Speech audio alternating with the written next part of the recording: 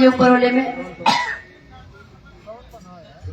हालो यादव रविशंकर यादव रितेश भैया हालो इलाहाबाद लाइव में मुलायम भैया आवाज थोड़ा क्लियर हो जाए।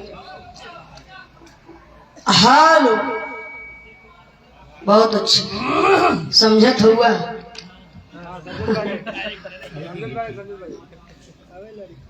हालो हालो चेक ठीक बा भैया बहुत जल्दी सेट करना है। पुरान चलवैया उसका अनुभव बढ़िया बा। रतिया भर हलो हलो हलो करत रहा सेटे न होला भैया यही पर छोड़ दो ऊपर वाला एकदम मस्त बा। अब खाली नीचे वाला देखा भैया इनकर देख लिया देखा ही कुछ घबराए भी लगत हुए बयाने देख जाए तू बोला हालो निशंक पकड़ा हो सकेला का हालो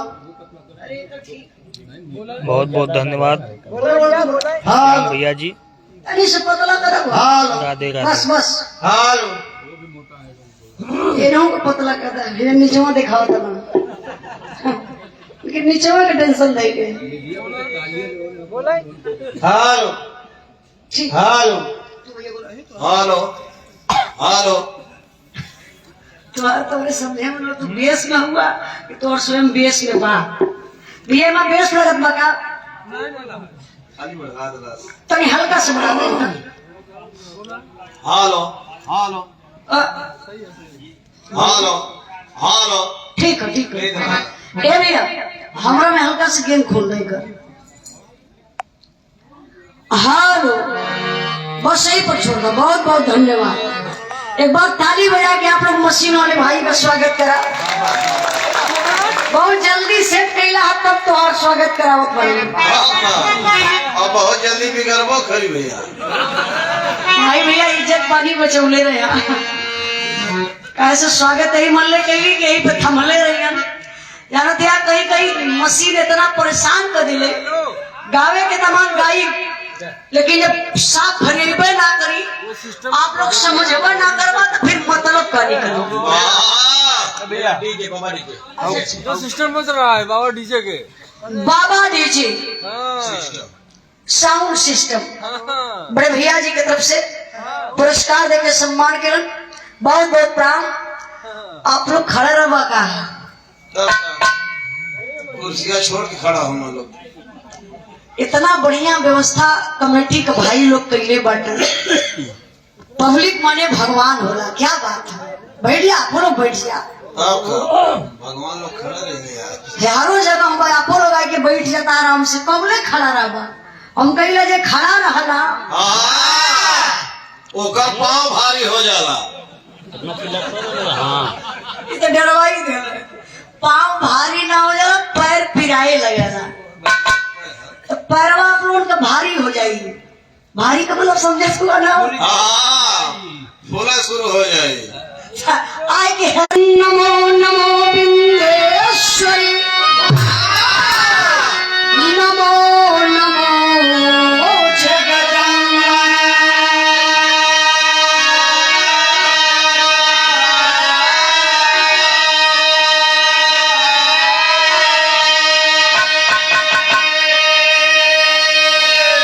अरे भक्त जनों के कार्य हित करती आज भैया तहे दिल से नमन करता हूँ दीदी कैसे आपका शुभरात्रि। धन्यवाद भैया।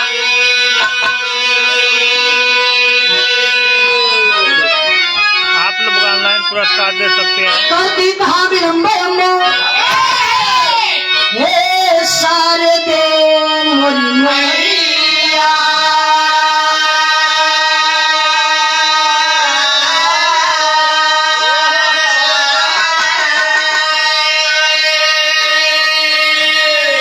अरे भव सागर से पार करो गुरु गणेश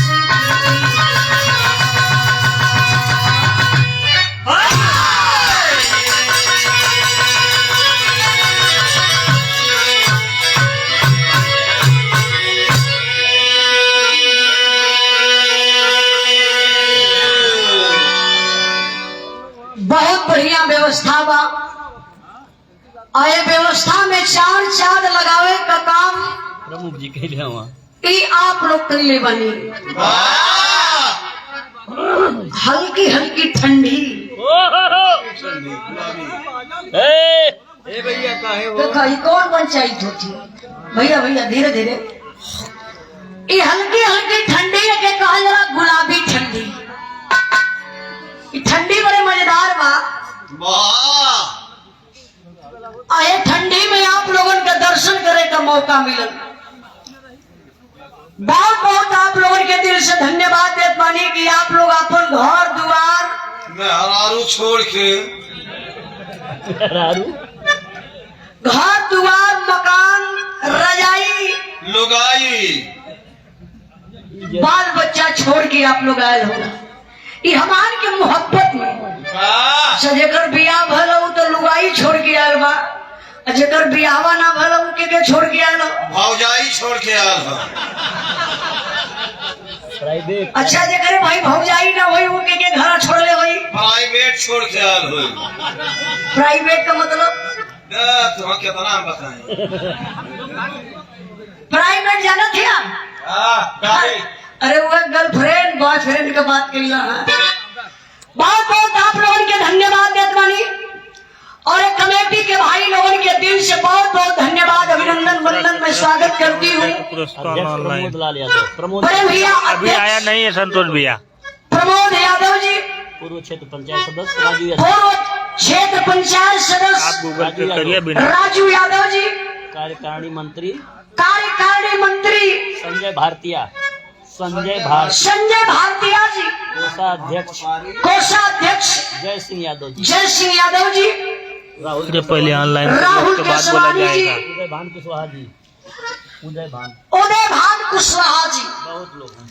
बहुत बहुत धन्यवाद पूरे कमेटी के भाई लोगों के देत वाली। और आप माननीय ग्राम प्रधान राम सिंह प्रधान बाबूजी हम कहाँ? आप प्रधान जी हैं। बहुत उदास बैठे हैं। अब चुनाव का बारे पा गया टेंशन दबा है, चुनाव का टेंशन सबके बा। अरे हम लोग के बिहार का टेंशन धैले हो। तो जेकर कबारे पे चुनाव के टेंशन रहबे करी चच्चा। माता रानी करेंगे फिर आप विजयी होई। बहुत बहुत धन्यवाद। लोक गायिका हर जगह जाते हैं। बताया जाता कोई कलाकार अच्छा गाता नहीं है, वो तो हम लोग बजा बजा कर गवा देते हैं। तनी होश में बैठा। कलाकार अच्छा गाता नहीं है, आप लोग कलाकारों से बहुत अच्छा गवाने का काम करते हैं। इसलिए मैं आप लोगों के चरण की दासी हूँ। आप लोग अपने चरण की दासी समझकर बाबूजी जरूर आशीर्वाद दीजिएगा। मैं गायिका उजाला यादव आजमगढ़ की धरती से चलकर आई हूँ। ये महान धरती पे आप सब भाई का दर्शन पा करके हम पूरी पार्टी से धन्य हो गई। हमसे चाहे राकेश भाई से आपके जिला जवाहर का भाई साहब हुआ, बहुत अच्छा इंसान हो, अच्छे गायक भी हैं। अच्छे गायक भी हैं, अच्छा मधुर व्यवहार भी भैया का बा। राकेश भैया के बहुत बहुत धन्यवाद। हम कलाकारों से कुछ गावे बजावे बोले बतियावे में अगर कोनो भी प्रकार का गलती हो भैया जाए बोलवा रहे हैं तो ईटा पत्थर खींच खींच मारे शुरू करे। नहीं तो थोड़ा लोग पहचान लेता तो बढ़िया करता। पागल कहीं कहीं पब्लिक बा। मरवाए जी भैया। ये लोग फुलो माला चढ़ावाला, ये लोग लठियों बरसावाला। वो है हम चाहत है ना। आप लोग भैया के कहला पर जे नहीं है। अपन काम शुरू कर दिया लोग। आप लोग क्षमा करने का कष्ट करिएगा, क्योंकि बताया जाता है ज्यादा चलने वाले थक जाते हैं। ज्यादा बोलने वाले लाद भी खाते हैं। अच्छा तो यहाँ ज्यादा के बोलो तो तू और राकेश भाई। ए भैया हम कुछ बोलब ना। बैठा ये लोग घरे जाए। घर में जाए क्या करिए, हाँ ये लगले हो जाए। 2 मिनट का टाइम आप लोगों कर ले, मात्र 2 मिनट का टाइम। वो का करे खातिर कहे तू घबरात हुआ। अरे तो 2 मिनट में का होने वाला। आप लोगों के हम वहां लेके चलबे जहाँ मशीन में गड़बड़ी हो।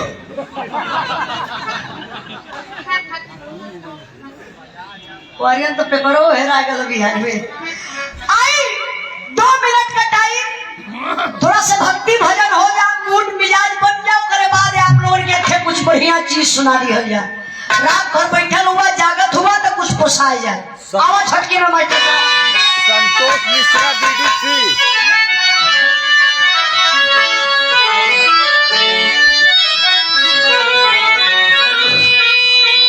जंग बहादुर और चौधरी प्रजापति जयापति समाज एकता प्रजापति भैया सॉरी बुलवा रहे हैं संतोष जी। प्रजापति समाज एकता जिंदाबाद। चला ये लोगों का संख्या बढ़त है तो अच्छी बात है। संतोष मिश्रा। बहुत बहुत प्रजापति भैया के प्राण 100 रुपए का पुरस्कार। संतोष मिश्रा बीडीसी प्रत्याशी मऊ से। संतोष मिश्रा बीडीसी पद के प्रत्याशी मऊ के धरती से ऑनलाइन बिरहा सुनत है और ऑनलाइन पुरस्कार देकर सम्मान के भैया के बहुत बहुत प्राण। Doctor RC. यादव का भतीजा RD. Yadav. Doctor RC. Yadav के भतीजा आर.बी. यादव जी की तरफ से 100 रुपए का पुरस्कार। बहुत बहुत प्राण। इस कमेटी के अध्यक्ष महोदय आप माननीय प्रमोद यादव जी, बड़े भैया जी की तरफ से सुंदर पुष्पहार और 200 रुपए का पुरस्कार। भैया के बहुत बहुत प्राण। आई मास्टर साहब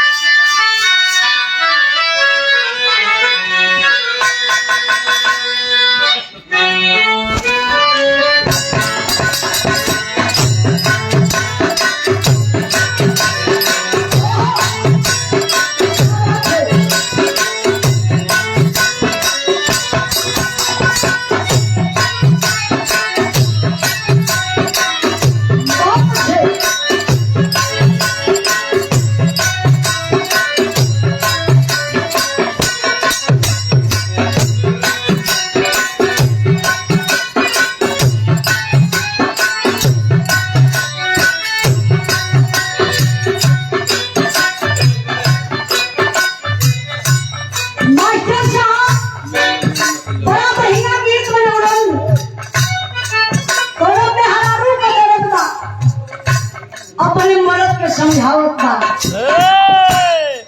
पति पत्नी का प्यार ही ऐसा होला है बाबू। लेकिन पवित्र प्यार हो तो मन में 4 गो चलत हो, खाली नाम का पति है तो के प्यार ना कहल जाला। पति परदेश से आयल बा, ड्यूटी पे जाए का तैयारी करत बा, दुल्हन का कलेजा फटत बा, पति के भारी अकवारी में पकड़लस, पकड़ के दुल्हनिया कहलस का कहलस,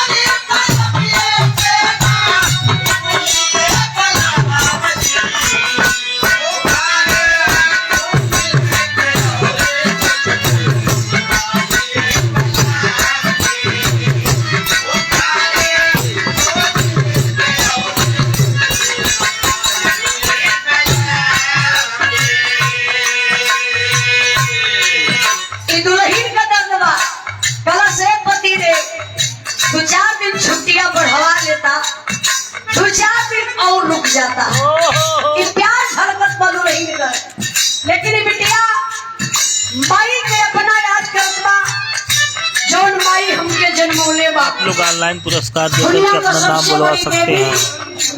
अपनी माँ होती है माँ नहीं होती तो हम नहीं होते, माँ नहीं होती तो आप लोग नहीं होते।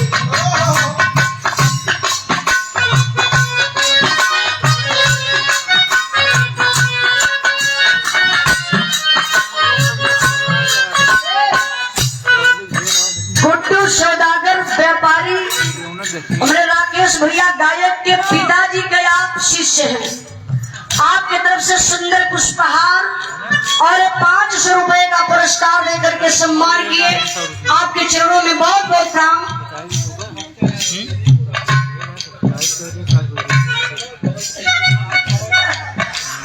क्या बात है, अपन अपन लगाव होगा। ये भी अब लक्ष्मण भैया ममता मिश्रा नाम से क्या है आप? बच्चा यादव एड्रेस भेजिए, मैं अभी बोलवा। ना भैया का बच्चा हम उड़ा दिए तो वो बच्चे यादव रही है। बच्चा यादव मेरे भैया जी की तरफ से आरजेडी का नाम सुनना है, बड़ा खुश भैया है। आज अपन अपन लगाव होला, हर पार्टी के लोग हर जगह रहना। बहुत बहुत भैया के धन्यवाद। सुंदर पुष्पहार 100 रुपए का पुरस्कार दे के सम्मान के लिए कहा तो के बिहार में देखले रही, बड़ा अच्छा लगा।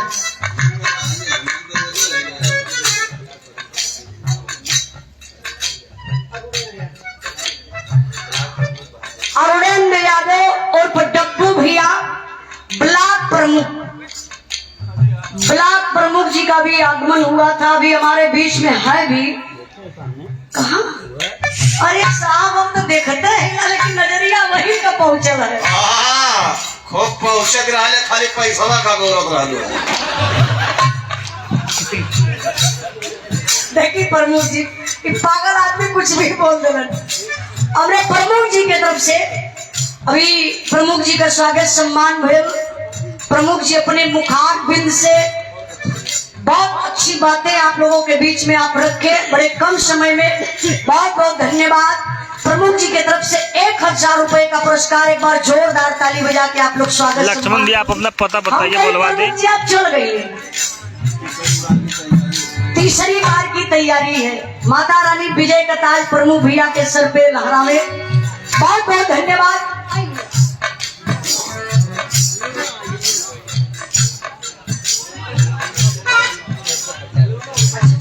लूमा वाशिंग पाउडर, क्या बात है। लूमा वाशिंग पाउडर भैया के तमान यूज करेगा, बढ़िया बा, महा खुशबू एक बड़ा टाप बा। वाह, एक बार इस्तेमाल करिए, हाँ फिर विश्वास करिए, फिर विश्वास करिए। हाँ भैया राकेश यादव के नाम से दिखाएगा। फिर विश्वास करो, अगर माल बढ़िया बा हाँ ओके यूज करा, देखिए बार बार यूज करा। हमारे बड़का हाँ लक्ष्मण भैया राकेश यादव दिखाएगा। बैठे हुए हमारे भैया हैं डॉक्टर राजेश कुमार यादव, जिला उपाध्यक्ष महोदय, समाजवादी पार्टी गंगा पार प्रयागराज से। भैया का कंपनी बा लूमा वॉशिंग पाउडर। आप लोग एक बार जरूर एक यूज करिए। हमारे राजेश भैया के तरफ से सुंदर हाँ बढ़िया वॉशिंग पाउडर, क्वालिटी बढ़िया, साथ में 500 रुपए का पुरस्कार देकर के सम्मान किए। एक बार जोरदार ताली बजा के आप क्या राजेश भैया के बहुत बहुत प्रणाम। अरे आपो लोग तलिया बजाए लोग करा। अरे भैया कौन जिला का सर लक्ष्मण भैया आपकी घरे से मेहरारू से झगड़ा करके आल हुआ, मुंह गिरा के बैठे वैसे लोग। प्रमुख जी याद बनी का, अरे एक घंटा बैठे होती। रोज तो दुनिया का दुख दर्द सुनते वाली आज अपने बोले बैठ गल होती। लेकिन चलिए कहीं ना कहीं आप पे जाए के बाद तो जरूरी भी बा, हर लोगन के यहाँ निमंत्रण में पहुंचना जरूरी भी बा।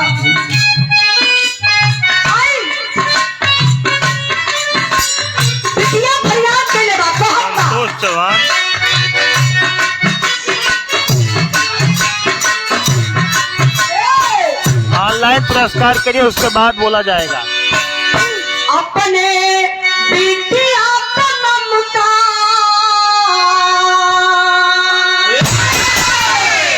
अपने बिटिया का ममता पर सरनु माई जानम दिहनी गावे खुशी।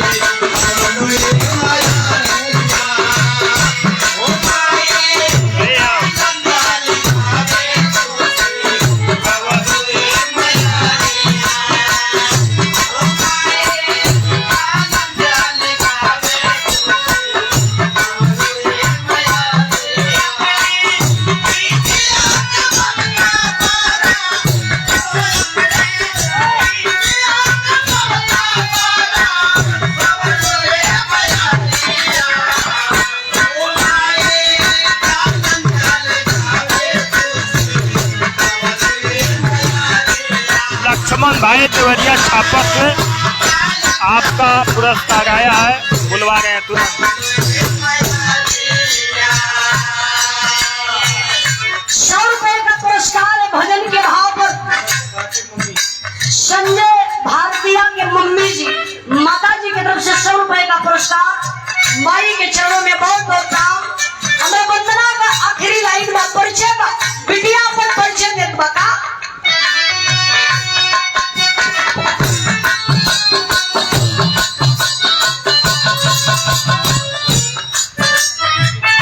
इंदिरा जिया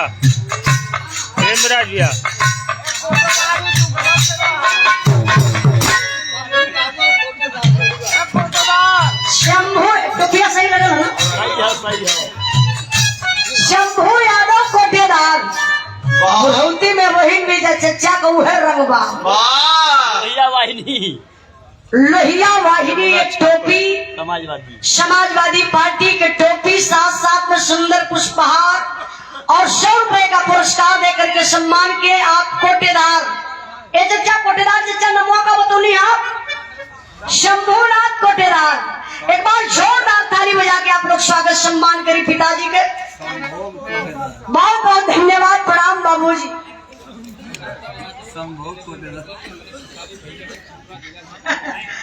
और जवन होके करा लो किस्मत पैक हो गई।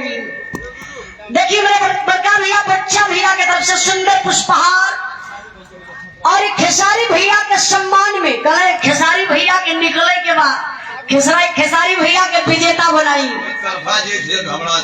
जीत गई भैया। बस मन बनोले रही, आशीर्वाद देते रही। 100 रुपए का पुरस्कार देकर सम्मान के लिए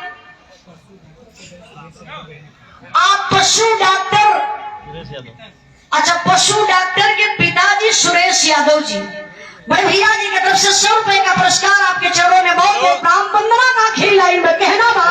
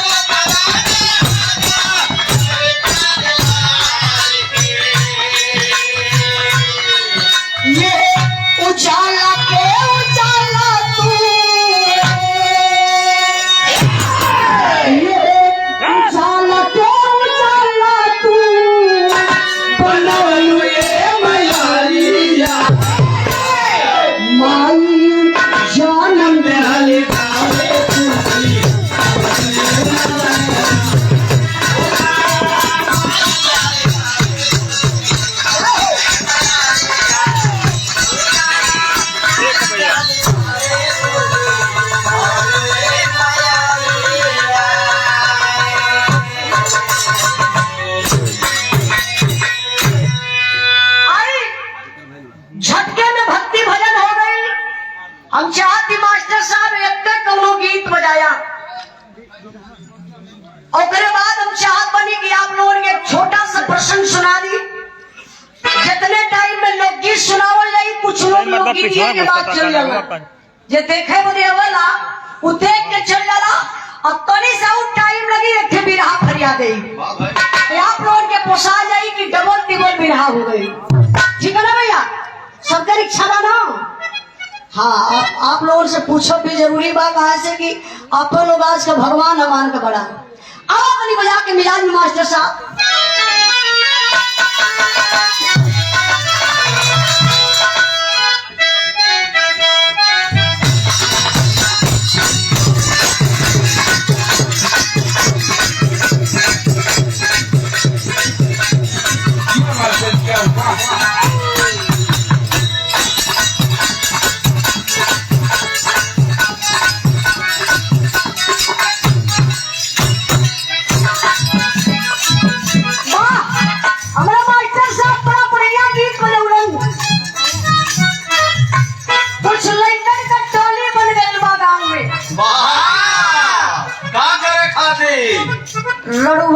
समाज। रड़ुआ समाज जिंदाबाद। रड़ुआ समाज, रड़ुआ समाज जानल ना? हाँ जेकर बियाह ना भइल जेकर बियाह ना भइल बा के लोग कहला रड़ुआ।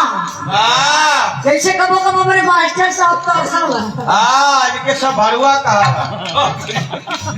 भरुआ का होला, सुखबंदी बैठा होता रड़ुआ भरुआ का होला हो।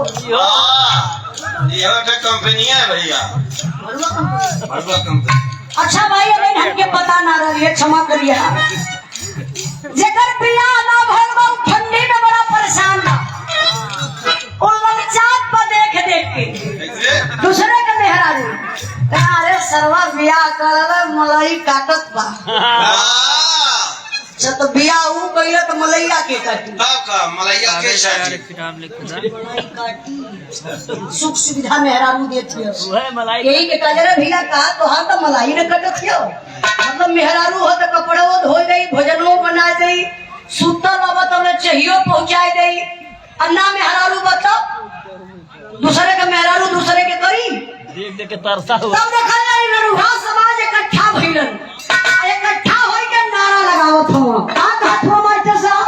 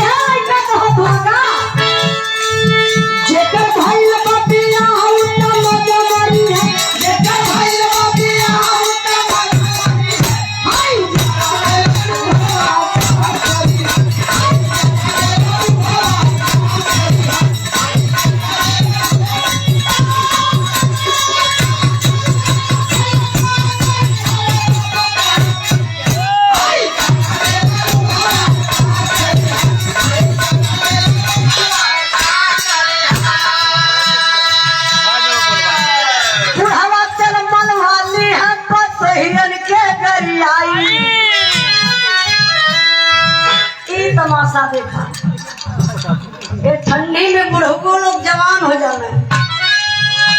बोलवा रहा हूँ भैया, ई ठंडी काहे कि लइकन के छुअब ना जवन का लगा भाई, अब बुढ़वन के छोड़ब ना के कोनो पशु से तेल मलवाई।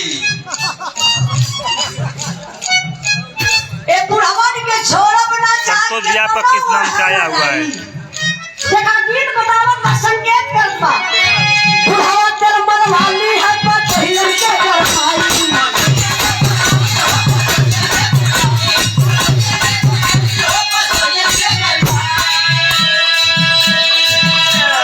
भैया भौजी सुन जाइए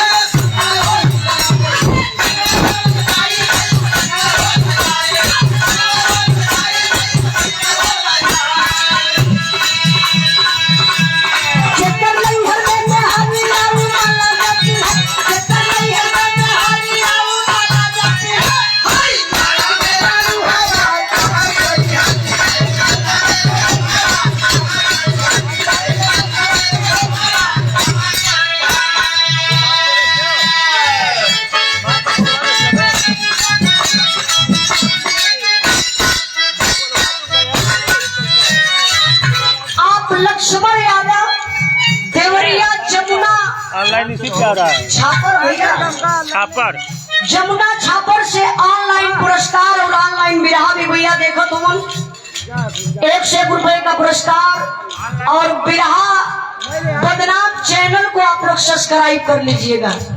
दिखो थकाई चैनल में बदनाम हो गया बिरहा में बदनामी भी बहुत होता ना। लेकिन बिरहा बदनाम का शौक रही जाए के बिरहा बदनाम चैनल के सब्सक्राइब आप लोग कर लिया और पा जाए के बढ़िया से बढ़िया बिरहा आप लोगों के सुने के मिलत रही, सुन ले गई। आई मास्टर साहब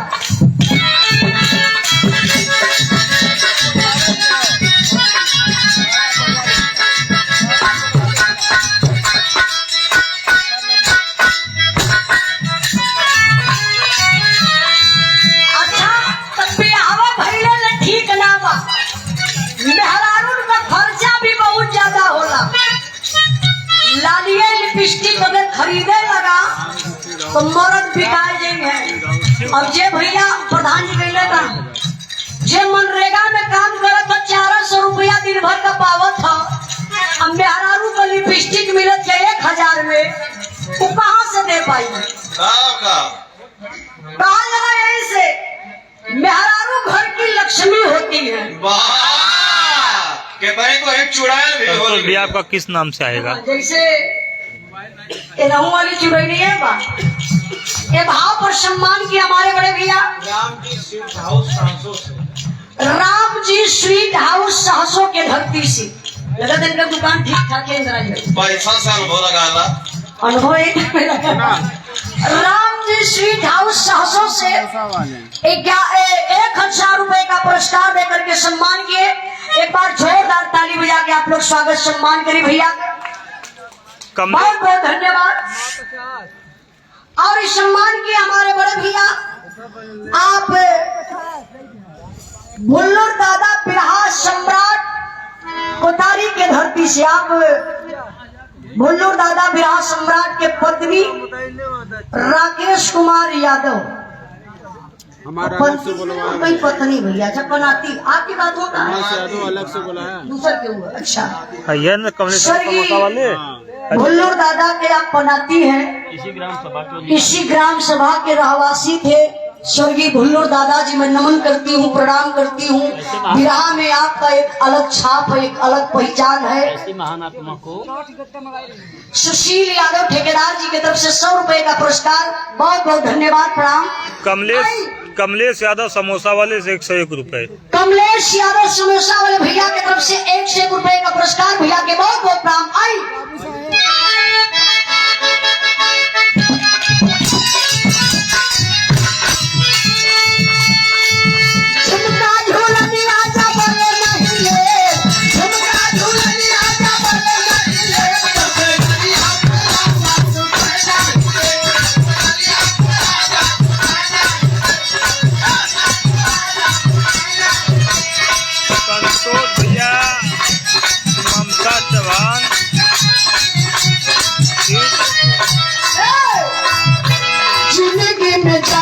हिंदी में लिख करके भेजिए, हिंदी में लिख करके भेजिए। आपका ममता चौहान के नाम से आया हुआ है।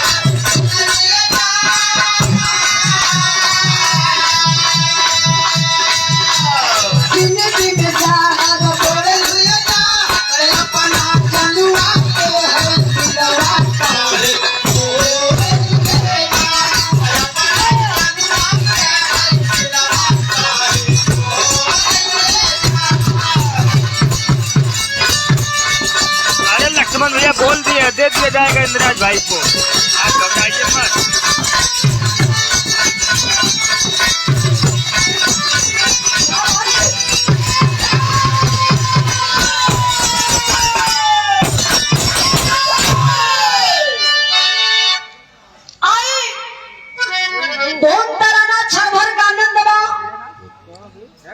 आप लोग उजाला यादव के बिरहा के नाम से बिरहा से पहचानी ला, उजलवा के बुलाओ ले तो बिरहा गाई। सही ए भैया थोड़ा सा धीरे धीरे बतियावा बिरन, टाइम वेस्ट हो जाइए आप लोगों के समझावे में ही। एक छोटा सा प्रसंग आप लोगों के बीच में प्रस्तुत कर पानी। बहुत बढ़िया राकेश भैया सुनौलो ने आप लोगों ने कि बेटी आज समाज में बेटी केहू से कम नहीं थे। बेटी बेटा में बड़ा अंतर हो गया। भैया बतियावत का हुआ हो, हम कब से मना करते हैं, आपन उनके मना करते हैं। पूरा माहौल बनावल जरा ना पब्लिक बा, जब तक माहौल ना बना तब तक बिरहा खड़ी ना होला। अब माहौल बनाए के ही बिरहा खड़ी करेला तो आप लोग भी संतुष्ट रहला, गवैया भी संतुष्ट। आप लोग बतिएगा तो फिर हम गायब का तरी से मौका दा।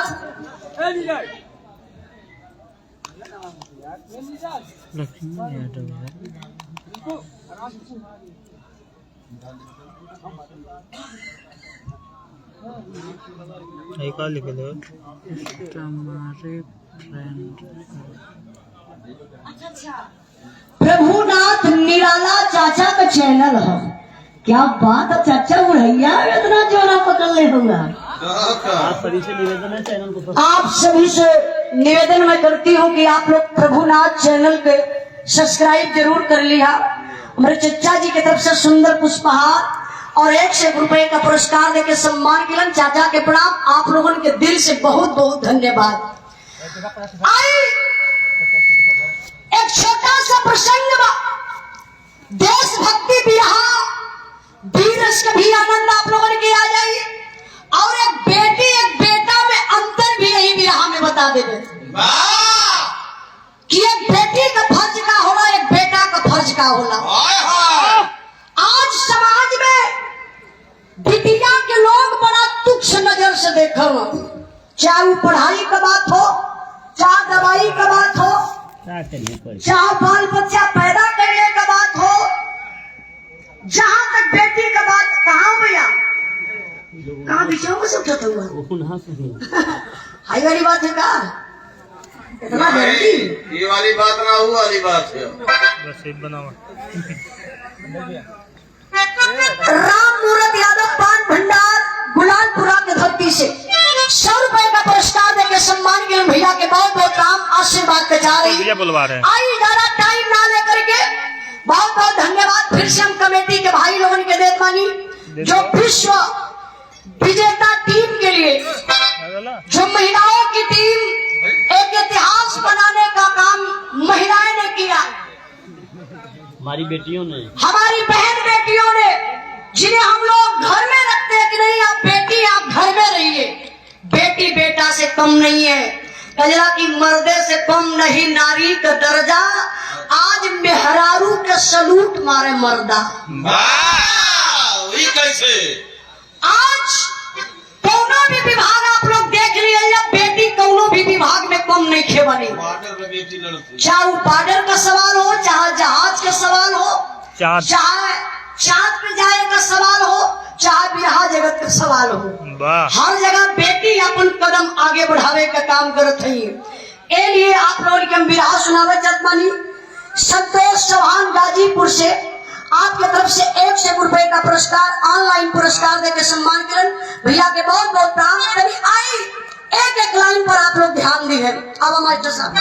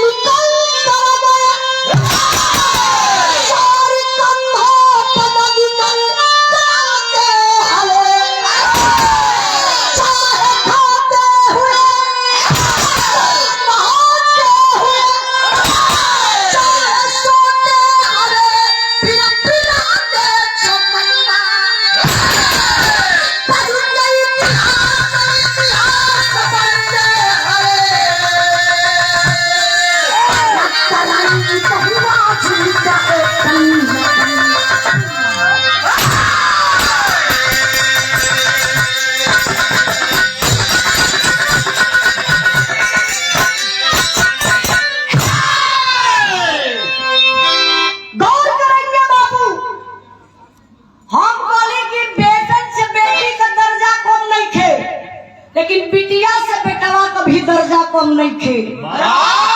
लायक बेटा बा तो कुल खानदान का नाम रोशन कर गई, और नालायक बेटवा रही ये नहीं मती न घोर के कुल पी जाई। बाप तो संग है दारू पिए समय समय। यो अपने माई बाप का नालायक बेटा हो। अरे इनके मचाल वाली रेपिस्ट से बच गए, उस सब समझ गए। लेकिन जाए के रेप के केस में फंसत रहना। अच्छा एक खुद ही रेप हो जाओ। हाँ सही बताओ थे। अपने माता पिता का आप लोग लायक बेटा बनिए, लायक बेटी बनिए, आज्ञाकारी बेटा और बेटी बनिए। कैसे मास्टर साहब कव्वाली में टुकड़ा लगा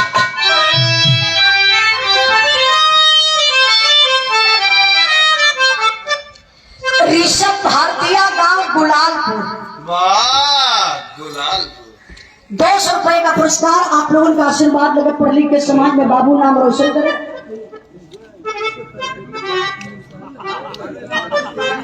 जोर से बोला, चलो डरना। कोतारी के धरती से अब सही है। निषाद चाचा के सुपुत्र आप हैं। 1 रुपए का पुरस्कार देकर सम्मान करो शेरू भैया की तरफ से। बहुत बहुत प्राप्त करी आई बिहार में कव्वाली रंगदारी से बजा के आम अली।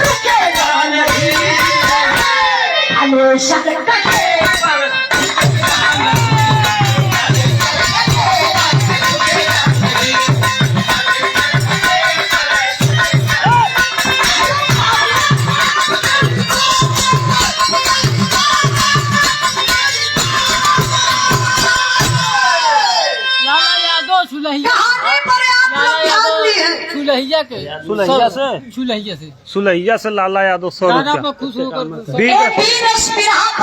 होकर के सुलहिया के धरती से लाला यादव लाला यादव जी सुलहिया हाँ सुलहिया सुलहिया के धरती से बहुत बहुत धन्यवाद। प्रणाम। 100 रुपए का पुरस्कार। और फिर उसके भाव पर खुश होकर के 100 रुपए का पुरस्कार डॉक्टर राजा राम यादव बेनीपुर के धरती से। बहुत बहुत प्राप्त धन्यवाद। कहना व कहानी का शुरुआत में मास्टर साहब।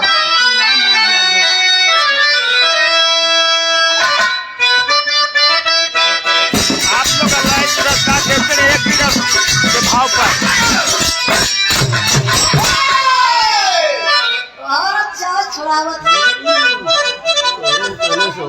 पीछे पड़ल होगा एक मंगल। विजय सिंह जनरल स्टोर हेटापट्टी प्रयागराज के धरती से बड़े भैया जी की तरफ से बीरस के भाव पर सुंदर पुष्पहार और 100 रुपए का पुरस्कार देकर सम्मान के भैया के बहुत बहुत प्राण। कहना है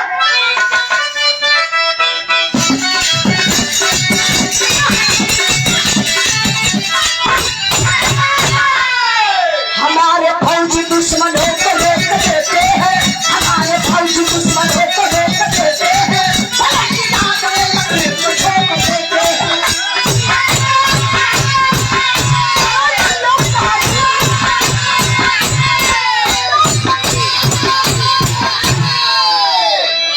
छुट्टी अपनी संजय का पलान चला, छुट्टी अपनी संजय का पलान चला, घर से नौजवान चला।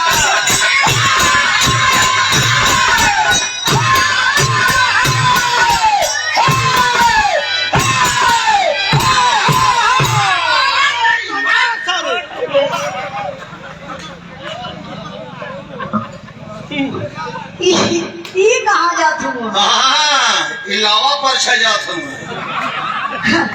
अगर अपन के कोई सीमा पे छोड़ जाए तो पाकिस्तान वाले बेइज्जत कर छोड़ दिए।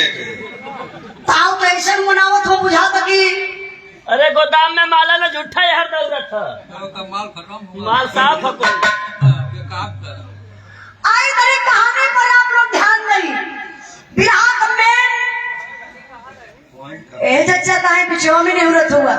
हाँ नेहरा में जमाना बहुत खराब है। इनके जमानवा का करी मराई यहाँ तो यहाँ घरे जाके का अरे पाकिट मराई है और क्या मराई नेवरा में तेरी बैठ गया रहते जाना धुआ पकटवा यहाँ अगर मरा जाई ना तो डॉक्यूमेंटवा हरा रह जाई। अरे ट्रेनिया में कबो कबो देखा था पिछवा का छोड़ा हाँ अगवा वाला माल लेना पकड़ पावने लोग दिल्ली में मेरे मास्टर साहब के साथ भर लगे से में सरकार काट के भाग गया। हाँ, चच्चाई से जेब कटलस और ले कर चश्मा मोबाइल डायरी कुछ पैसा ना लेके भाग गए बदमाश। कबो कबो ऐसा घटना हो जाने कहानी पकड़े आप लोग ध्यान दें। जिला झांसी जात हो जाता जल्दी जा जल्दी निकल जा। हाँ 4 जने के डिस्टर्ब झूठे कैले हुआ। जिला झांसी का रहने वाला एक व्यक्ति जिसका नाम बताया गया बाबू संपत। संपत के पत्नी का नाम रहा आरती सॉरी रेखा। संपत के पत्नी का नाम था रेखा। भगवान 3 गो औलाद दिले बटन अब है मृत्युंजय संजय। 3 लड़का में बड़ा होनहार लड़का संजय बाबू फौजी जवान नाम के लड़की से भैया समय बीतल बा फौजी जवान के दुल्हन के गर्भ बा 9वां महीना लगल बे भैया। 9वां महीना में फौजी जवान छुट्टी लेके घरे आयल हुआ। तब तक सीमा से खबर आ गई संजय कुछ फौजियों की जरूरत है सीमा पर चले आइए आपकी छुट्टी निरस्त की जा रही है। यही होती है एक फौजी जवान की जिंदगी मेरे बाबू। फौजी जवान अपने दिल में सारी खुशी को छिपाता है और करता है क्या एक लाइन तर्ज लगन।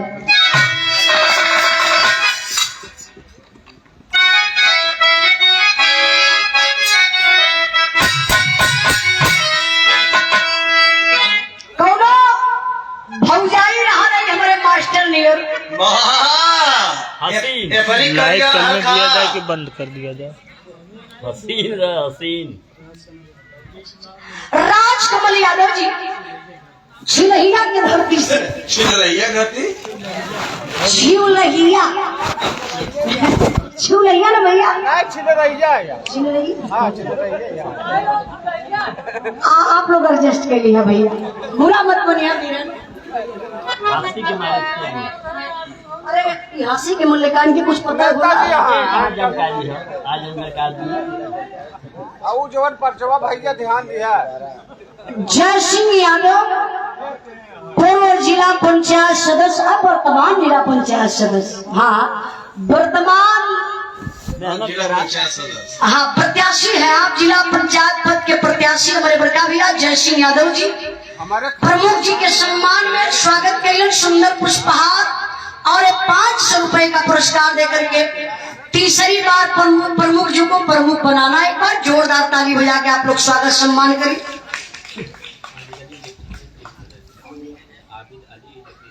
अच्छा आबिद अली इलेक्ट्रीशियन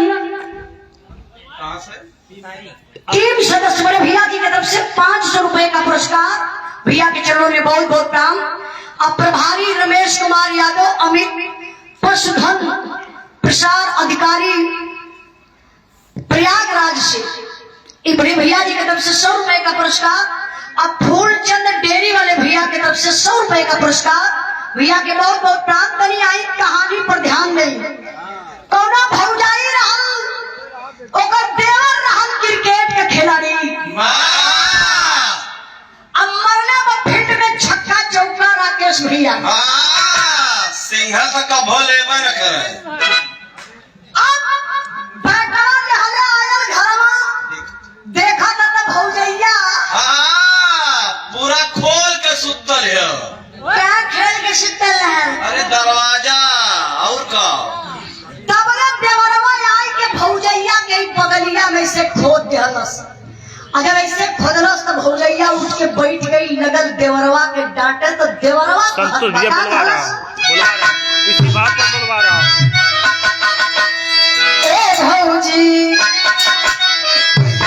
सुन भौजी मेरे भौजी,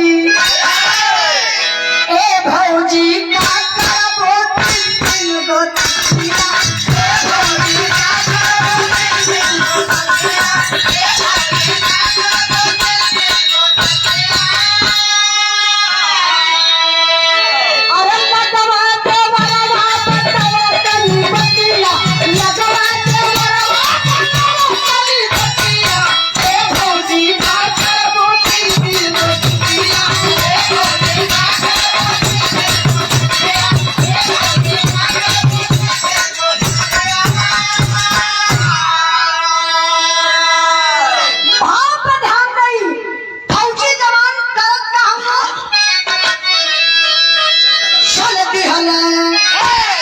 चलती हला फौजी फौजी करने जाएंगे।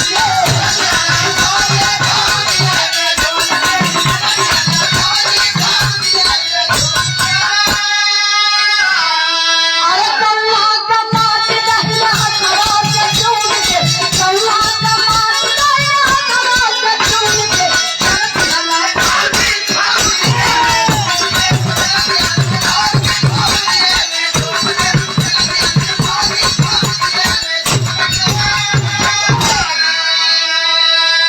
दुबई से हमारे बड़े भैया संतोष चौहान दुबई से ऑनलाइन बिहार में सुनते भैया ऑनलाइन पुरस्कार दलन। ऑनलाइन पुरस्कार बड़ा ठीक होला। बहुत बहुत भैया के प्राप्त 100 रुपए का पुरस्कार। फौजी जी आगे ना फौजी आएंगे इतने समय वर्तमान ड्यूटी पर है मैडम। वर्तमान ड्यूटी पर हाँ हमारा 700 रुपये भाई। 75 का कमाल है। कई आइटम रुक जा। मिल गया। हाँ कई बार आन मार डाले देसी ठर्रा सब है। वो भी वीडियो लगा था, सिक्योरिटी लगा था, कितना ब्रांड मार डाले वो का तो सबसे गरीब है चचा। हाँ सबसे गरीब हो लेकिन पिए सबसे ढेर। अरे तो चला दारू गाजा भांग मर्दने खातिर बना था ना। ये 10 रुपया वो चल रहा है।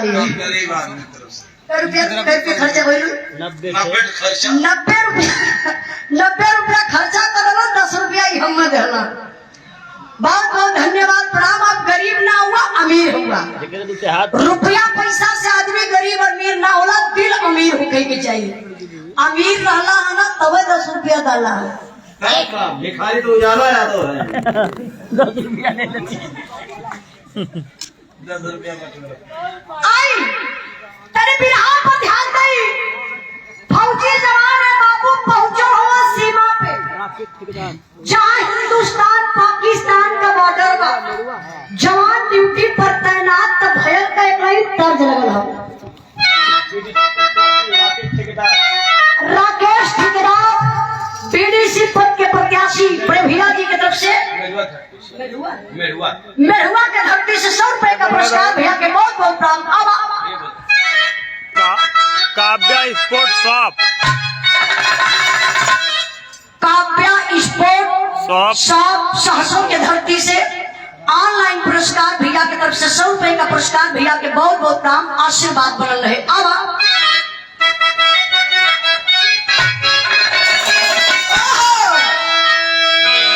गज भार का गुजारिया गजाब सारा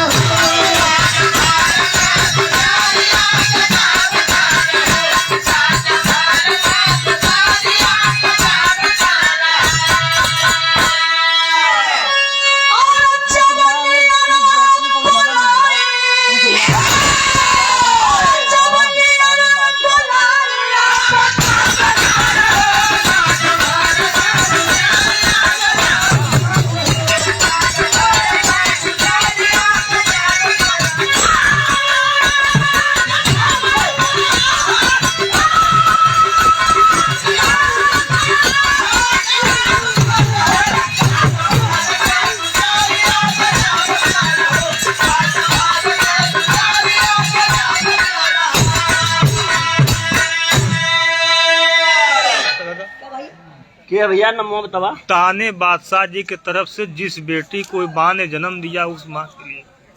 काला धन्यवाद और मतारी के दिल बनी जो तो के पैदा करिए बा हमार गायकी देख के बीरस का बिरहा देख के कहा तो लेडीसन में तनी हिम्मत का होने जो बीरस का बिरहा दबा कैसे गाए दे।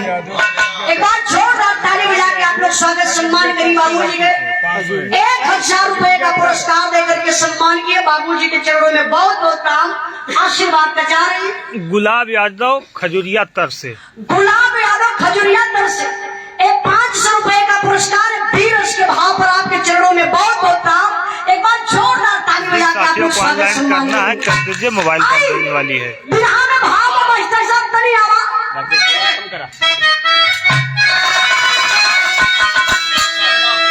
हर पाप का कपौती का सब हीरो डाल के हर पाप का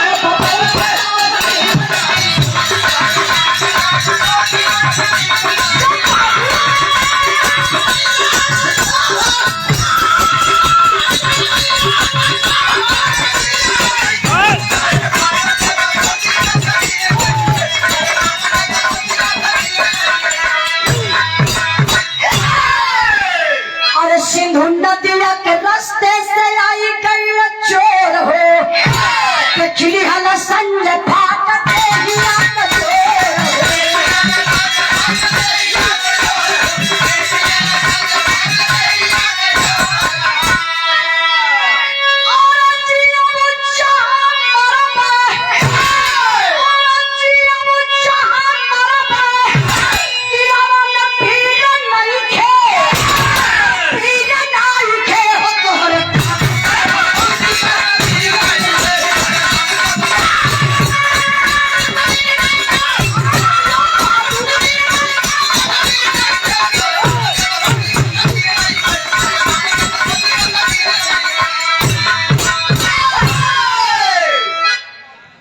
गौर करेंगे बाबू।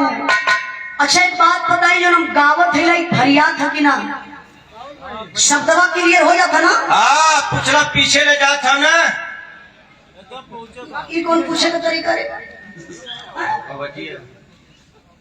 पीछे वाले भैया फरियाद था ना। अच्छा मैं फरियाद से लगा लाइट बंद हुआ है। जीतलाल बिरहा पर ध्यान दें बाबू। को तारीफ। फौजी जवान संजय ड्यूटी पर तैनात। ड्यूटी कहाँ लगा वो संजय का जो सिंधु नदी है। सिंधु नदी जो हिंदुस्तान पाकिस्तान का बंटवारा करती है। फौजी जवान बाबू सिंधु नदी पर तैनात तब तक कुछ आतंकवादी पापी पाकिस्तानी हमारे हिंदुस्तान में घुसपैठ कर जाते हैं। हमारे हिंदुस्तान का फौजी जवान संजय की निगाह काम कर गई। अरे साले पाकिस्तान पापी हिंदुस्तान में घुसा रहे हैं। हमारे हिंदुस्तान का फौजी जवान संजय कैलन का मास्टर साहब जीतलाल यादव संजय भारतीय बीरस के भाव संजय भैया की बहन निर्मला दीदी की तरफ से सुंदर पुष्पहार और 51 रुपए का पुरस्कार। हमारे संजय भैया को भाई बिरगापुर के धरती से उर्मिला देवी दीदी की तरफ से 51 रुपए का पुरस्कार बनल रहे। बहुत बहुत काम। मेहरारू बुलाओ थे मन से धू ना जात हो। मेहरारू बुलाओ थे मन से धू ना जात हो। 21 रुपए का पुरस्कार। अभी हम कहा सुना तो कदू मेहरारू बुलावत है घरे मन से धू ना जात है। ये टाके भिड़ौली फेल हम फेल। अब मास्टर साहब बीरस के बिरहा में उल्टा सीधा कुछ ना चली।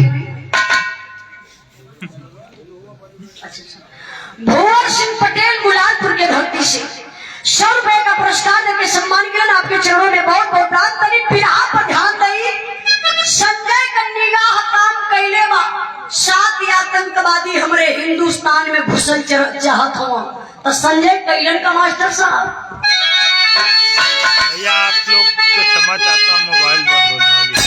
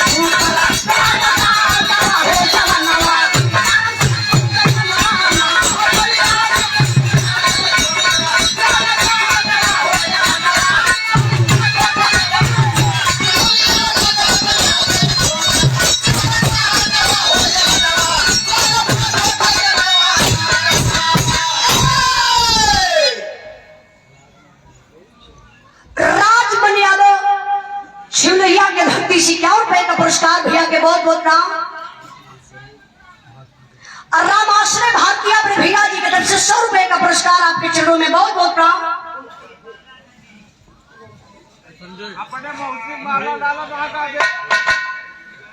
लालचंद यादव बीडीसी अच्छा, रितेश यादव 100 रुपए का पुरस्कार और सुंदर पुष्पहार देकर के सम्मान किया। धरती पावर के लिए लालचंद यादव बीडीसी राकेश कुमार पाल इंजीनियर साहब सहसों से बड़े भैया जी की तरफ से सुंदर पुष्पहार और 51 रुपए का पुरस्कार भैया के बहुत बहुत प्रणाम। आई और एक बात का जवाब दे दी, लेकिन मूड बिरहा की तरफ है। मारा बहुत साड़ी वाले लालचंद यादव बीडीसी लालचंद्र यादव बीडीसी बड़े भैया जी की तरफ से 100 रुपए का पुरस्कार। इस गांव पे आने के आपके सम्मान में गांव में हमारा अहिला पर कोतारी गांव में आगमन पर सम्मान किए बड़े भैया जी के बहुत बहुत प्रणाम। अरे वीरा देखा आपका हम बहुत सम्मान कर हिला समरिया इज्जत पर ये भी बंद हो गया। ठीक है ठीक है।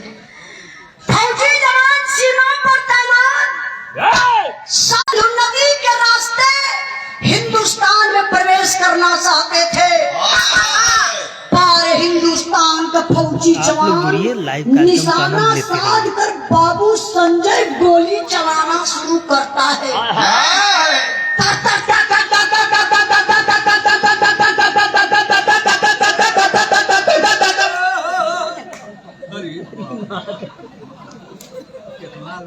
हम तो कहीं कि करंट पकड़ रहा साहब का ये आतंकवादियों का सार आया लगा तरतर गोली चलावे। 5 आतंकवादियों को मौत के घाट उतार दिया संजय, लेकिन मेरे बाबू अभी 2 आतंकवादी बचे हुए हैं। कहां से कैसे दुश्मनों की सनसनाती हुई गोली आई और संजय के कंधे में गोली लग जाती है। वे झुक जाते हैं, फिर भी उनका जुर्म निरंतर जारी है। उनके 10-10 फौजियों पर हमारे हिंद का एक फौजी भारी है। हिंद का फौजी संजय का अता पता कुछ न पाए हैं। सिंधु नदी में कई जगह जाल डाल छनवाए हैं। शहीद घोषित हुआ जवान बिन डेड बॉडी का दाह हुआ। 10 लाख रुपया मिला, आरती का जीवन तबाह हुआ। चौथ मौत में बदल गई। चौथ हमार बिरहा करुड़स में आ गई। ध्यान नहीं, संजय के कंधा में गोली लगल बा। जवान है, अपने आप को बहुत संभाला बाबू, लेकिन शरीर का बैलेंस झुक गया। संजय वही नदिया में गिरलन, डूब गईलन। कई दिन लगातार जगह जगह जाल डाल करके संजय को लोग नदी में खोजते हैं, लेकिन संजय नहीं मिलता है। तब हार मान करके सरकार संजय को शहीद घोषित कर देती है। संजय शहीद हो गया। अच्छा, शहीद भयल बा, लाश मिलल ना। सिर्फ संजय के घरे एक संदेशा गया कि आपका बेटा शहीद हो गया। परिवार के ऊपर का बीती है बाबू। कहा जला कि मुगल भुलाए जला, हेरायल, लेकिन हेरायल कभो ना भुलाला। धीरे धीरे समय बीतल। समाज के रीति रिवाज के हिसाब से संजय के परिवार के लोग अंतिम संस्कार कई के 13 बिताए दिहलन। जब 13 बीत गई, बहन जी के तब संजय के नाम से शहीदी रास, शहीदी रास आप लोग जानते हो, शहीदी रास 10 लाख रुपया। डेली सुनते हैं इधर हमको बहन, मतलब बड़ी बहन मानते हैं। बोलने के बाद दीपक सिंह बहन जी डेली विराट सुनते हैं। अच्छा देखिए, दीपक सिंह कारण हमार बड़ी बहन है, इनके बड़ी बहन मान के हम इनके पुरस्कार देत बनी। और डेली एक बिरहा हमारे यूट्यूब चैनल पर सुनत रहलन। बहुत बहुत दीपक भैया के धन्यवाद, प्रणाम। आप लोग तमाम के सब कुछ बानी। कशरुआ के धरती से बीरस के भाव पर 200 रुपए का पुरस्कार दीपक भैया के बहुत बहुत प्रणाम। भावी प्रधान पद के प्रत्याशी प्रत्याशी जय सिंह यादव ब्रभिया कोतारी के धरती से 100 रुपए का पुरस्कार, बहुत बहुत प्रणाम। ननकू राम भारतीय कोतारी के धरती से व्यापारी महोदय जी की तरफ से 100 रुपए का पुरस्कार। बाबू तरी बिरहा पर आप लोगों का विशेष ध्यान रहे, कहानी समझ में आ जाई, हमारे बिरहा गायब तर जाई, और कहानी अगर उलझा जाई तो बिरहा गौले का मतलब कुछ ना बा। ध्यान दई, अब 10 लाख रुपया शहीदी रास संजय के परिवार में मिलता है। किसके नाम? जो संजय की बीबी के नाम जब 10 लाख रुपए का शहीदी रास और चेक मिला, ये बाबू यह तो परिवार में जहर का बीज बन के बोआए गए। पूरे परिवारवा का बिचरवा बदल गए। बेटा शहीद भयल, भाई शहीद भयल, पूरा परिवार भुलाए गल। अब पूरे परिवार के निगाह में खाली 10 लाख रुपया लौकात बा। एक दिन ये बाबू आरती का ससुर संपत वही 10 लाख रुपया के चक्कर में पड़ी के अपने बहू के ले के गईलन कोठरी में, अंदर से दरवाजा बंद कर दलन और सिटकिनी लगाए के दरवाजा में बाबू अंदरवा देखा। अब ससुर आरती का करत का उमन मास्टर साहब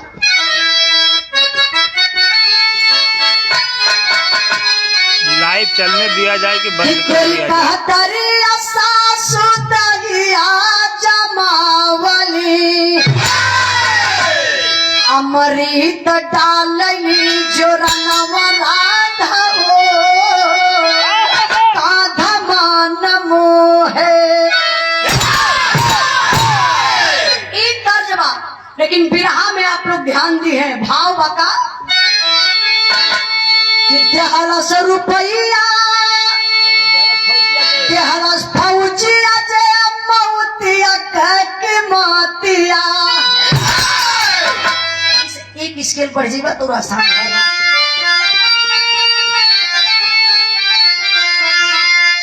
देहलस फौजिया जे मौतिया कह के मातिया। रुपया ही हो जाई जहरवा बेटी घरवा हो जाई हम।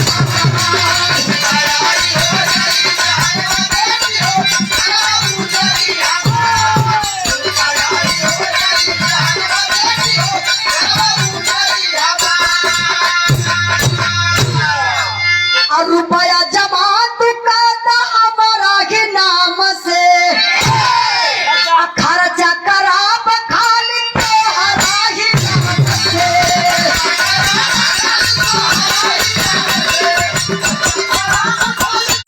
दुलार अब हई देखा तमाशा, बेटा शहीद भैल बा, ई गम भुलाए गए संपत कैले कोठरी में दरवाजा बंद कैले हुन। अपने बहू आरती से कहले कि बेटा आरती तुझे भी दुख है मुझे भी गम है, हाय हाय हाय, क्योंकि तुम्हारा पति था संजय, मेरा बेटा था शहीद हो गया, गम तो मुझे भी है। लेकिन बेटा ये जो लड़ाई झगड़ा डेली घर में चलती है ना, इस झगड़ा की जड़ तो तुम हो। आरती टूट गई, बोलने लगी बाबूजी झगड़ा की जड़ मैं? कैसे मैं हूँ? मैं एक विधवा लाचार, मैं झगड़ा की जड़ कैसे बन सकती हूँ? बुढ़वा कलश बेटा जो 10 लाख शहीदी रास वो तुम्हारे नाम से जो मिला है पैसा, उसी पैसा के चलते अभय मृत्युंजय दोनों आपस में लड़ते झगड़ते रहते हैं।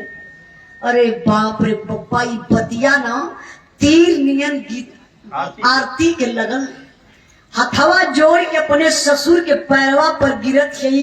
अरे मोरे राम रुपया तो के लऊ के बाबूजी लाश हो गईला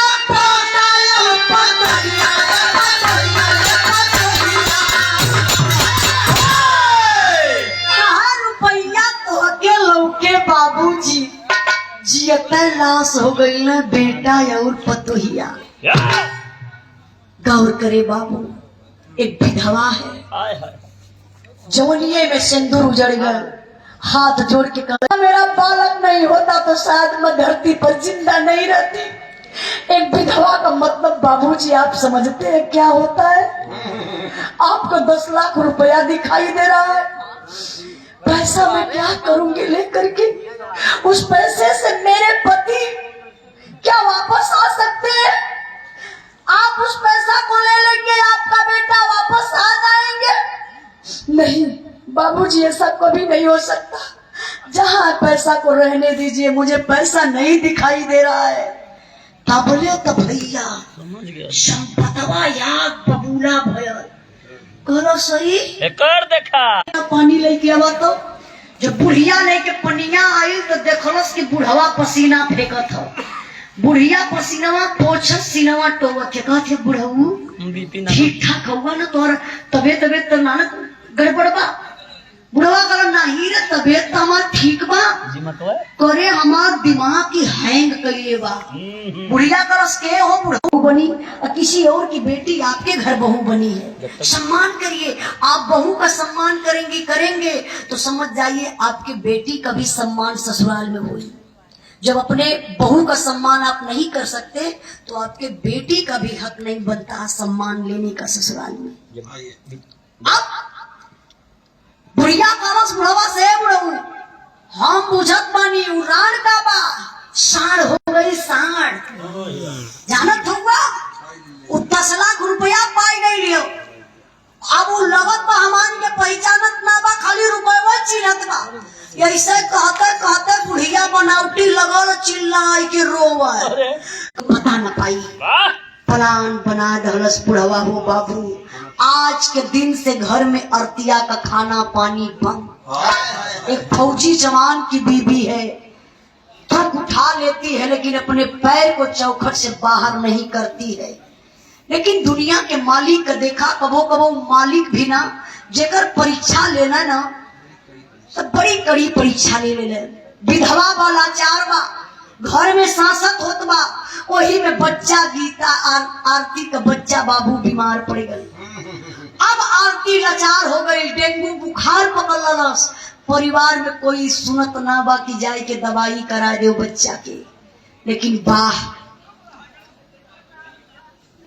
सब एजे तो सिटिए ना निकाल पावल वो कब्बा से संकर हुए हूँ बोलत रहना वहाँ सुहा गए ने कितना जानकार हुआ। हाँ लगा तो कुछ पागला यार भाग गया। ध्यान दें आप लोग, बहुत बहुत धन्यवाद आप लोगों के। आप राधा बतियावत हो तो 10 जने डिस्टर्ब हो जाते हो, खाली 5 मिनट ऐसा शांति बनौले रहा लोगन के सुने दी बढ़िया से। भैया हेलो आप बस देखा दे ना शांति बना। शांति का मतलब केहू एक जने बोल देगा तो बिहार डिस्टर्ब हो जाए। अब आरती एक माँ होने का फर्ज निभाती है, अपने बच्चे को लेकर के हॉस्पिटल में जाती है। डॉक्टर देखते हैं उस बच्चे की नाजुक हालात है, भर्ती नहीं लेते। डॉक्टर साहब बोलते हैं कोई किसका बच्चा है? इस बच्चे को 2-4 दिन पहले ही मर जाना चाहिए था, स्थिति बहुत नाजुक है, मैं कैसे भर्ती लूं? लोग बोले बाबू आरती